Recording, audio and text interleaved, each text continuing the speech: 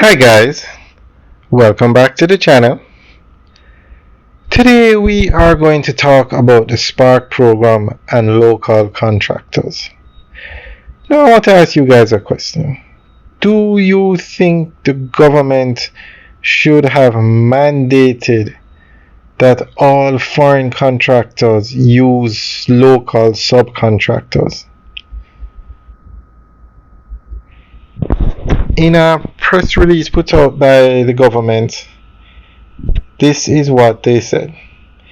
He further noted that all international contractors participating in this process are mandated to have local partners aligning with global best practices. So guys, what do you think about that? And then the press release goes on to say, this is a minister speaking, Minister of Economic Growth and Job Creation, Minister Morgan. He explained that most local partners will be engaged through subcontracting arrangements with international contractors, which are factored into bid pricing. So basically, the government has still pre-qualified 5 foreign contractors who are then going to bid on the 4 sections of the Spark program. The Spark program is to build 2,000 roads in Jamaica, but they've split it up into 4 sections. But to be even considered, for their bid to be even considered, these are the foreign contractors now, they have to use local subcontractors. So guys, let us know what you think about this. Leave your comments in the section below.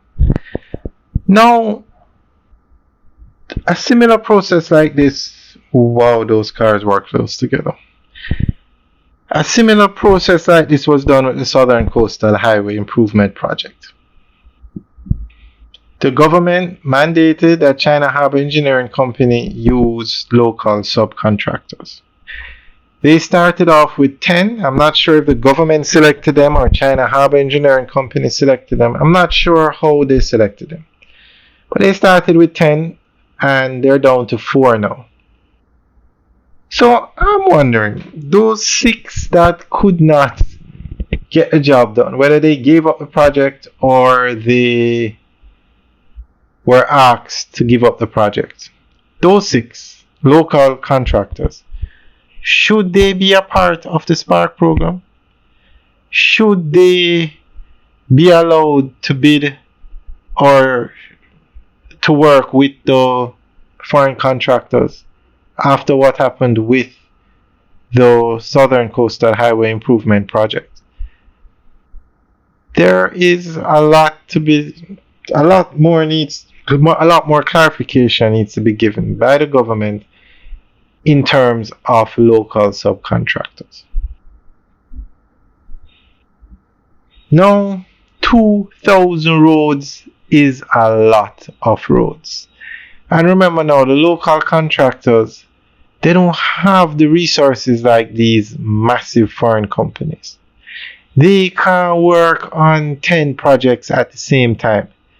Let's say one of the roads to be rehabilitated is Spanish Town Road. You know how long Spanish Town Road is.